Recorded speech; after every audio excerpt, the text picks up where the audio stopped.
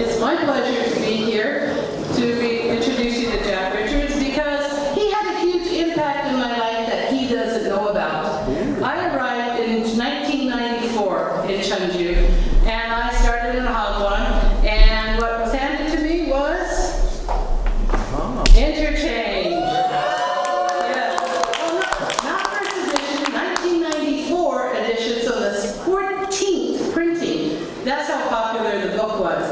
And when I came in, they handed me the book and said, this is the best book on the market right now, so we're going to use that because it's more interesting. And I did have a lot of fun with it. There were some really great cartoons and drawings in it that I don't really see that humor in books now because it might offend someone. And well, it wasn't offensive then, and I don't think it is now, and I really enjoyed it. And then we moved to New Interchange!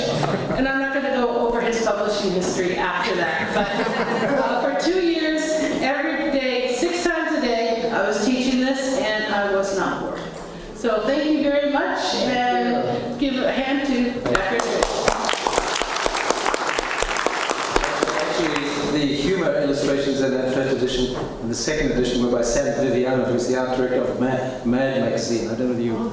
So, but we couldn't get permission to use them in subsequent editions. So, anyway, thank you for that. So, the topic may sound a little obscure, product and process approaches to evaluation. So I want to compare two ways of thinking about, if you're looking at a course, how it works and how well it works. So that's really what I'm going to look at in terms of the product evaluation, how well it works, and process evaluation, how it works. So, let me just see, it's going to work. It is, yeah, okay. So evaluation really means collecting information which can be used as a basis for making decisions. That's really all evaluation is. Collecting information about a course, in either to understand the nature of the course, how does this course work, and also to support different kinds of decision making. Do we need to change something? And so on. All sorts of decisions are linked to how we think about evaluation. So some of the questions are, what can we learn from this? How will it help us better understand the nature of this course? What are the implications for practice? Do we need to change anything? If changes are recommended, what will the impact of any changes be? So evaluation is a very broad field of inquiry, but it's essential to maintaining the quality of a program, isn't it? If, you know, there's a lot of courses that are designed and delivered, never evaluated. Let me give you an example in Singapore where I teach during the part of the year, and they did an in-service course a few years ago for English teachers. All English teachers were given an English test, a grammar test. These are Singaporeans, native speakers of English. They're given a test to see how much they knew about grammar. And it was found that they didn't do very well on the test, because you probably know that grammar has been taken out of the professional education of teachers, both mother tongue teachers as well as second language teachers often. Anyway, so on the basis of the teacher's performance on this test, they were required to do a 60-hour in-service course on pedagogical grammar. If they failed the second test, they had to do another 40 hours. Fine. So the assumption was that this intervention would have an impact on the way they presented materials, and particularly when issues related to grammar came up. There was never any evaluation, no follow-up. It must have cost hundreds of thousands to run that.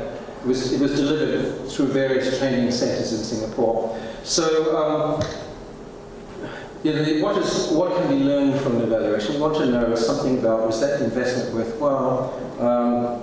So big questions. So when we think about the goals of evaluation and why I've chosen the title of this talk, one of the sets of goals has to do with the course as a product. We look at it as a structure. It's there. It's been designed. It has all these components. And there it is. We can step back and look at it as a product and see are the objectives well developed, is the syllabus well designed, and so on. So it's a finished artifact. That's one way of looking at it, and that's a typical way of thinking about evaluation. Another way of thinking about evaluation will have is to step back, if you like, look inside the course. What values, principles, and processes do this manifest through this course? What's it like from the inside, if you like? And so that's what I call a process approach to evaluation, and I want to show both of these approaches and how they can complement each other. So what I call a product approach considers curriculum as a set of activities to develop efficient and effective ways of achieving defined learning outcomes. So curriculum might be produced in your school, might be produced in the Ministry of Education, or some training organisation that develops a plan. A curriculum is a plan, really. So, and in terms of thinking evaluation from the perspective of a product, how well designed is this product? It has to do with maintaining quality and success. Where is quality manifest in this curriculum? Is it through the teachers? Is it through the tests? Is it through the materials? Blah, blah, blah. How would you define the quality of this curriculum, of this course? And also, what is its success rate? Traditionally, the answer has been sought in terms of test results. Okay, the kids are now getting from this level to this level, so it's good. Or you might say, this curriculum is good because it's based on the latest research on second language acquisition or whatever. Or you might say, this is a very good curriculum because the syllabus is solid, it's related to the CEFR, the Common European Framework, or something like that. So traditionally, that's how you might look at the curriculum. And evaluation is an aspect of quality assurance. It involves making measurements and comparisons. How well does this compare with another curriculum?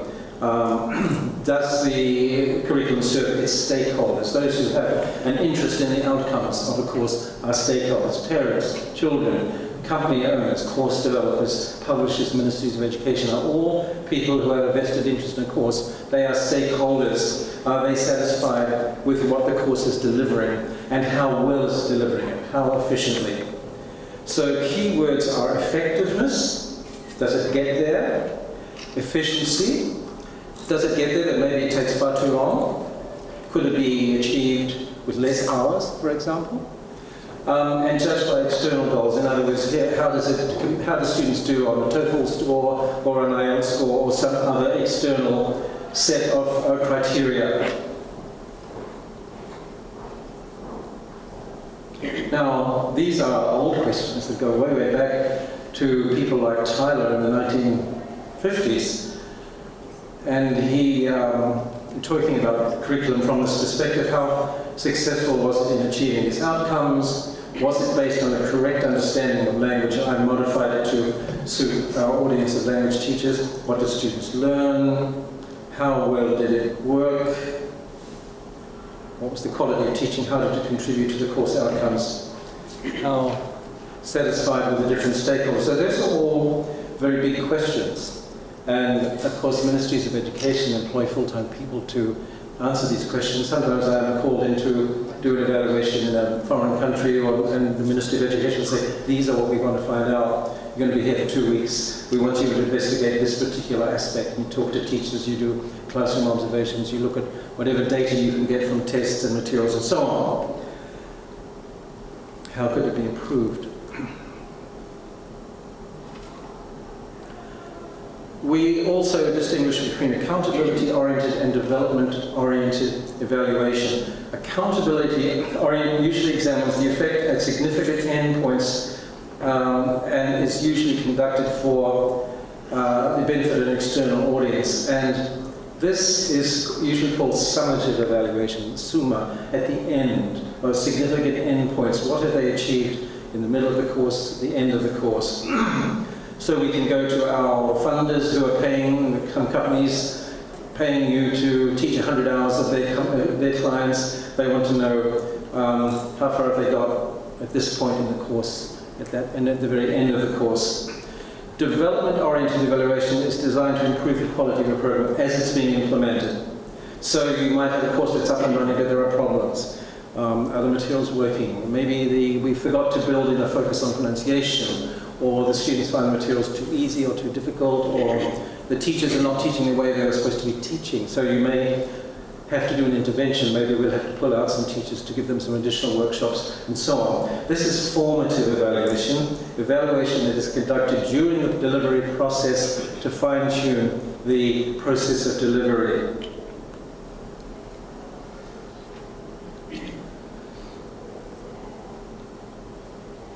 So typical issues would be, should we spend more time on this and less time on that? More on reading, less on speaking, or whatever. Are the students in the right level? Maybe the material's too difficult or too easy. Maybe our tests are not working well to place students at an appropriate level in the course. Maybe the materials are not suitable. These are too easy, too difficult, or they don't contain enough grammar, or they have too much grammar, or whatever. Appropriateness of the use of materials. Those are issues that can all be fine-tuned. You might change the materials. And approach of teaching methods and procedures. I could give lots of anecdotes, but I'll just save some time. The quality of the language used by the students. Maybe the students are making consistent errors of pronunciation, so we say, okay, we're going to add a strand on pronunciation, which wasn't there before, to deal with final consonants or whatever the problem is. Difficulties experienced by the students, maybe the audio materials are not engaging or they're too difficult, whatever. All of these things could be an issue here. Are there too many fill-in-the-blank kind of activities, which I'm calling exercises, as opposed to more interactive activities? Is it too fast or too slow? All of these things are an important aspect of formative evaluation, and a program should have in place ways of identifying these. In the programs that you are involved with, perhaps you can tell me what procedures are available for formative evaluation. What procedures do you make use of? Do you just teach the course and at the end you give a test, or throughout the course is there monitoring and information gathering that allows you to identify some of these issues? And if so, what does that information gathering consist of? Yeah. In my case, just a simple note-taking of the strengths and weaknesses. A little questionnaire maybe, and maybe on their iPhones or whatever. Yes, they might. What do you like? What do you not like? What do you find difficult? Sometimes students may not like to give this information face to face. So that's something that might, if there's a consistent message coming back from that, you might say, hey, listen guys, you together with the teachers say, I think there's something not quite right here. Anyone have other ideas? I teach at the university level, and during the midterms, I give a bonus question. What feedback do you have so far? Right. So right. I can just, Okay, just a general, yeah. Anything else? Any other procedures you make use of? Maybe observation. You have some peer observation, have teachers going observing each other's classes and just, is she teaching the way you are teaching? Is she having the same difficulties? Is she doing things that differently that you could learn from and so on? So observation would be another one. Little midterm, regular weekly tests, you might find that they're not doing so well on vocabulary or whatever, they're not learning the words that you thought they were learning. Here's an example.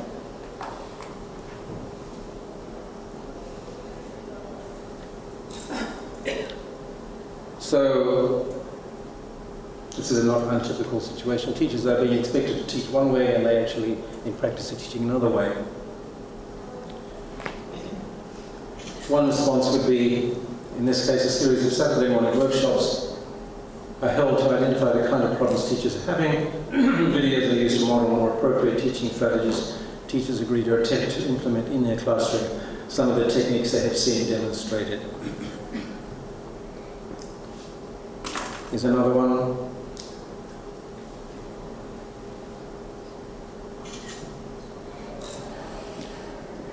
Teachers are spending very different amounts of time. How do you think they found out that?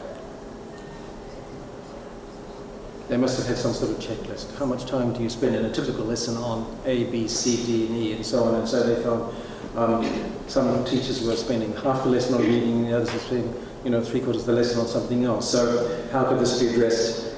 Again, a series of meetings to review the teacher's understanding of course objectives, to further clarify the weighting that should be given to different course components. Peer observation is then suggested as a way for teachers to compare teaching styles. Summative evaluation is At the end, determining the effectiveness of the program, its efficiency and its impact. So, effectiveness, what has been learned, efficiency, how efficient were the procedures required? We have to do additional workshops every week for the teachers to enable them to use materials? If so, that could be a very heavy burden for the course to absorb. So it might have got the results, but it was too much hard work to get them there. Effectiveness and impact. Are they taking away anything from the course?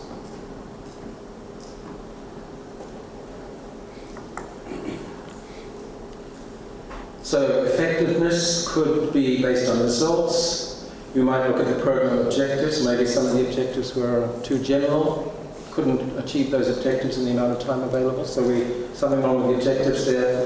The course design and the syllabus, and all of these kinds of things might be, did the materials help or hinder the test results? These then are all issues that have to do with summative evaluation, reports of problems experienced during the course. And again, that would probably be based on, it could be a group meeting with teachers, it could be a questionnaire, it could be a course leader who is gathering this material, and so on, various ways of getting information of this kind. So often criteria for effectiveness have to do with objectives. Did we get through the objectives that were identified? How well do students do on the tests? Measures of acceptability. Maybe even the course wasn't that well taught, but students liked it for one reason or another. Retention rate or re-enrollment rate. How many students are coming back next semester? In some schools, teachers get a bonus if students re-enroll for the next semester. So obviously there's a lot of pressure on teachers to make sure that students are enjoying the course and getting something, has some takeaway value, and efficiency. Those are all aspects of summative evaluation. How is the effectiveness of courses in your institution determined? Any? Yes? Well, I don't know, but what if the person that's giving the course to be evaluated isn't in a position to do that, and the people who are evaluating the course aren't in a position to be evaluated, then what kind of cycle do we get in when we're trying to determine the effectiveness of the course in question? Because some of those issues are quite objective. Some of them are not. I mean, test results are quite objective. Likeness, acceptability and so on, these are kind of perhaps subjective. In the program that I ran in Hong Kong for many years, the students would develop some of the questions for the evaluation form, which would be administered by the students. The teacher would not be present, of course, for when those evaluations were administered. And then the results would be shared in group session with the coordinator, because there might be some comments that are completely inappropriate. The students have missed the point of this particular question. So it's tricky. But coming back, how do you measure the effectiveness of courses in your institution? Is it just exam results, or what other criteria are used? Yes? Student surveys. Pardon? Student surveys. Student surveys, okay, student satisfaction, right? Anything else? Observations. Observations, okay. By the observations by the teacher while in action. Right, so observation by the course coordinator or supervisor. Right. Anything else? So, as a consequence of negative evaluation, you might be required to do some of these things. Some of these decisions might be needed.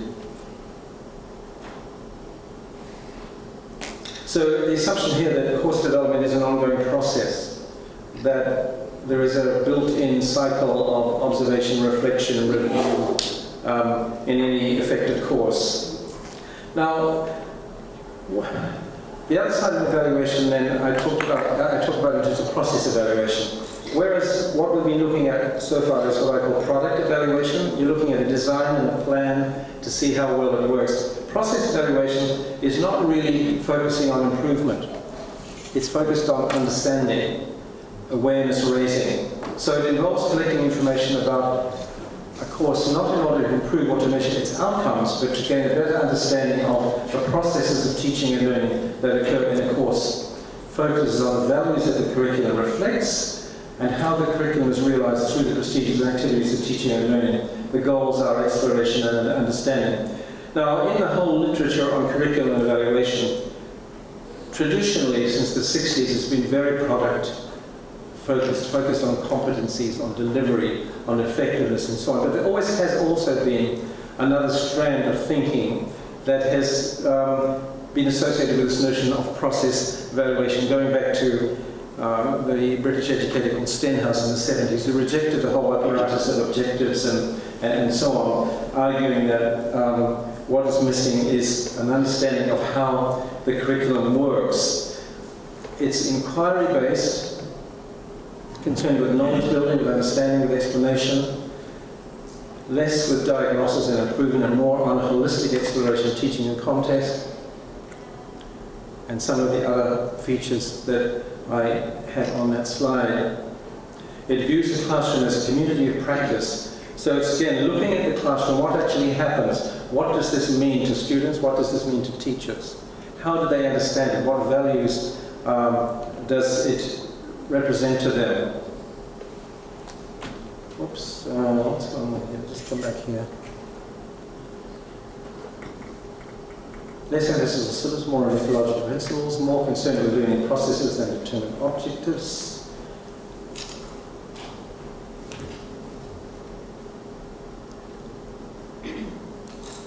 You might say this all looks a bit fuzzy, and if you read some of the literature on process evaluation, particularly people by Leo Van Leer, for example, the late Leo Van Leer, who wrote a lot about this issue and talked about the ecology of the classroom, the language classroom as ecology, something that grows, a sort of biological view of something that much of which cannot be predicted in advance, because once a class develops, once a course develops, there's interactions that go on, there's shared understandings of teachers and learners and people, each group of students is different and so on, so the course often grows in a different way, and it's this process of growth that he was referring to when he talked about the classroom as an ecology, using that term from botany really. Both product-based and process-based evaluation are based on collecting information about different aspects, they're different in the purposes and often the procedures for collecting information. Product-focused question then would be these kinds of questions.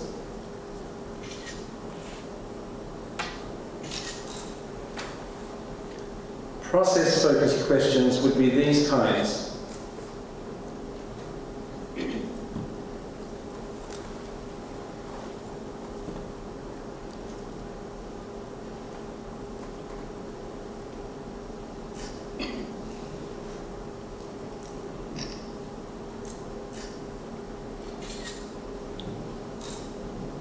For example, supposing curriculum planners say we want to introduce much more focus on tasks into the curriculum. Now that a curriculum developer might have a very specific view of what a task is. Learners might have a very different perception of what a task is, and in some cultures where students are very much used to teacher-dominated teaching, for them a task might be considered a waste of time. It's just a filler. They don't see the purpose of it because they can't see that it's linked to a particular learning outcome. Because a task is a process. It's a way of facilitating a process, the process of interaction, negotiation, and so on. That's a difficult thing for students to understand. Whereas it's very easy for them to understand a drill or a repetitive-based activity where they know what they're supposed to be learned and how it will be evaluated. So that would be an example of where you might want to know what do these activities mean to the students, what do the activities mean to the teachers. They may mean quite different things. What underlying values and beliefs support the curriculum? How does the teacher realize the principles and values? So when you look at two classes, they might be of the same level, using the same materials, and yet they might be operating quite differently when you observe the teachers, because the teachers have their own principles. Well, for one teacher, an important principle might be make learning fun. And so, although she has a serious agenda, she wants the atmosphere to be very relaxed and so on. Another teacher might say, get the job done as one of her important principles. And so teachers realize personal principles as they teach, and these often account for the difference between the way two teachers teach. You wouldn't get that from looking at the exam results.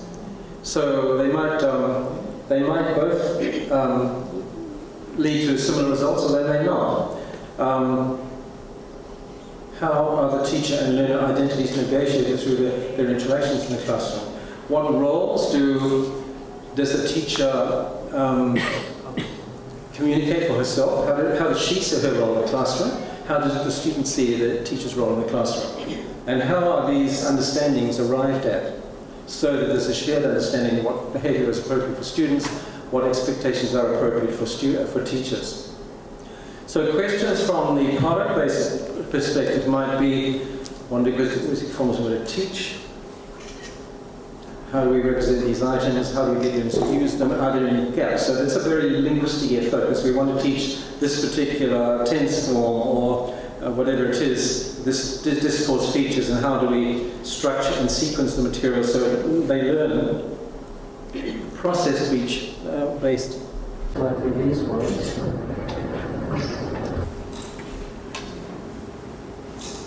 There's a trendy term there, affordance. Do you come across that word? It's a new buzzword. Pick it up and start using it. We say, what affordances does this activity provide? It's really like opportunities. But it seems to be one of the buzzwords in talking about process. The internet creates new affordances for learning for teachers and students. What opportunities are afforded to learners? What kind of shared understanding? What kind of practitioner framework is being set up? What opportunity has been created by learners in the process of participation? So, what kinds of evaluation are conducted and what approaches? So we could think about this if this was to be more of a workshop, but I did explain it. It's not really going to be really so much of a workshop, it's just a lecture, review of the time we had available. Examples of process evaluation. Now this one, I was visiting an institute in Brazil, in Porto Alegre it was, down in the south, and the teacher said, would you be interested to look at some of the research that we're doing? And I wasn't expecting this, but they were interested in process. What kind of feedback were the teachers giving to learners in their classes? And they had students that classes at different levels of proficiency. So were the teachers handling those low-level classes in the same way in terms of feedback on pronunciation, grammar, whatever? As they would with advanced level classes, they videotaped 2 15-2-hour classes. They had a technician in the institute who did that videoing. The teachers as a group went back and looked at the videos, noted the time and errors were corrected, when they were ignored, as well as how teachers gave feedback on errors. At the beginning level, the most common were related to pronouns, word order, and pronunciation. Most of these resulted in miscommunication. Students were corrected because they misunderstood. The amount of correction depended on the level of the class.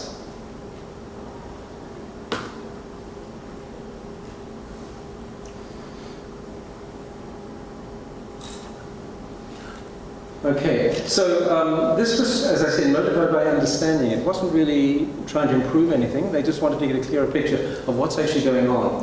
What kind of behaviors are our teachers implementing? What kind of feedback? And they could have come back perhaps with some other judgments and said, well, maybe it's better to do this and less of that.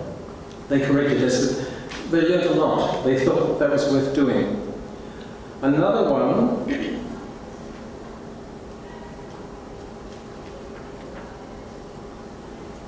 So the teacher wants to know, do the students have the same perceptions as I do as to what this course is all about?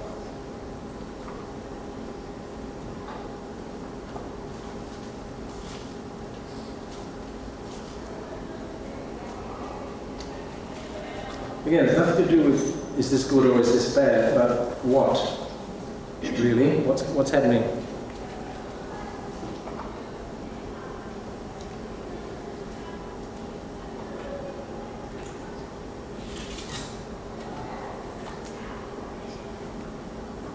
So, do some of you make use of peer observation, observing other teachers in your institute? Sometimes? I mean, most often teachers resist this because observation is too much linked to evaluation.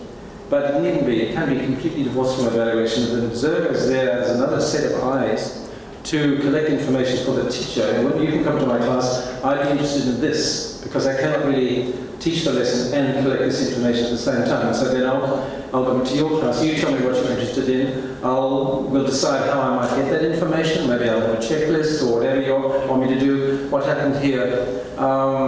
Teacher-student interaction. She invites a colleague to do observations, noting how often the teacher interacts with the different. So she had a seating plan. And then a little arrow checkbox when you spoke. And often you find, of course, that you interact with the students in the front. This is called the teacher's action zone. That group with which the teacher makes eye contact and tend to interact. People who sit at the back often want to be outside of the action zone, so they're less likely to be called upon to contribute something. From the data, the teacher's extent to which your students control classroom management gets a better understanding how she uses questions. So it's not to evaluate here, it's to understand. Group work.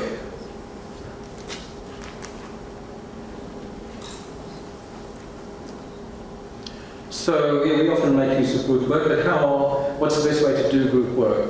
What sort of preparation do students need to participate effectively in group-based activity? In this case, she wanted to know if the members of the group were given a task to do, how would that facilitate the interaction of the members of that group? Now, some procedures that are commonly used that reflect this process-based view of evaluation. Perhaps evaluation is not really the best word because we're not really making a judgment. It's learning how. It's focusing on understanding, awareness raising. The notion of reflective teaching, which my friend Tom Frell has talked about here in Korea many times. I think he and I did a book on this topic at one stage. That experience doesn't necessarily trigger critical understanding. You know, you might say, for some teachers, 10 years experience is 1 year's experience repeated 10 times. So experience in itself may not trigger understanding, but experience that's linked to reflection, asking critical questions about experience, is what really underlies the notion of reflective teaching. And this involves teachers in collecting information about their own teaching through journal writing, narratives, critical incident analysis, and so on. And then reviewing the data, either individually or with another teacher, posing questions about how and why things happened.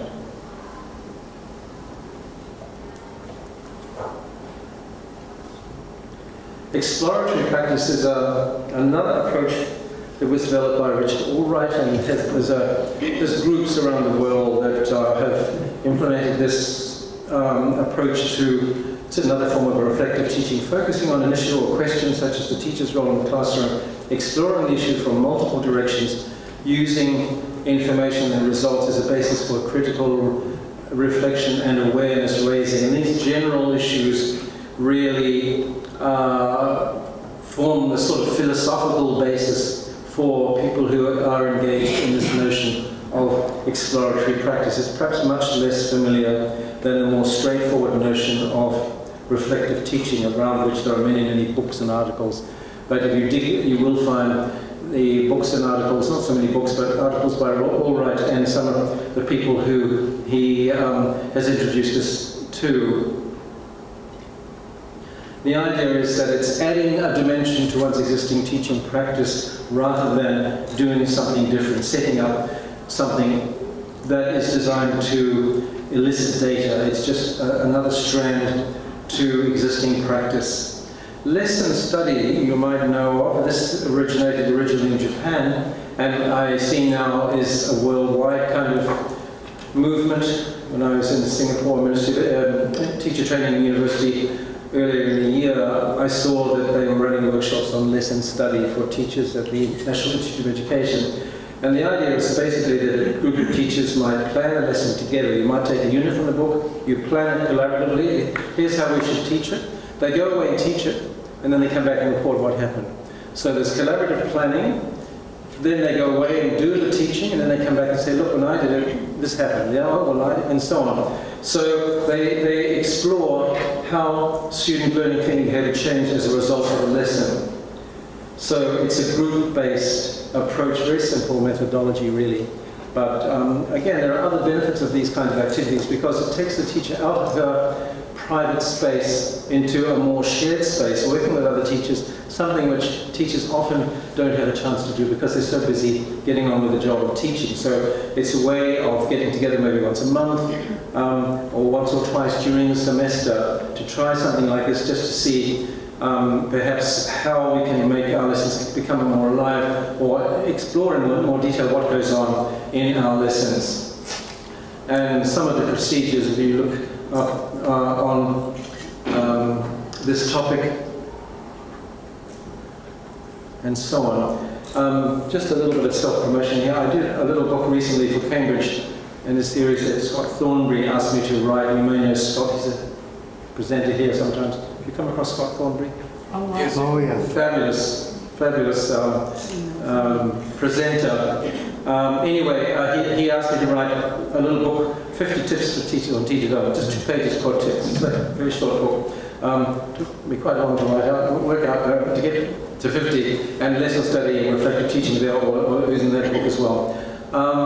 Action research, I've noticed a couple of topics here in the conference on action research.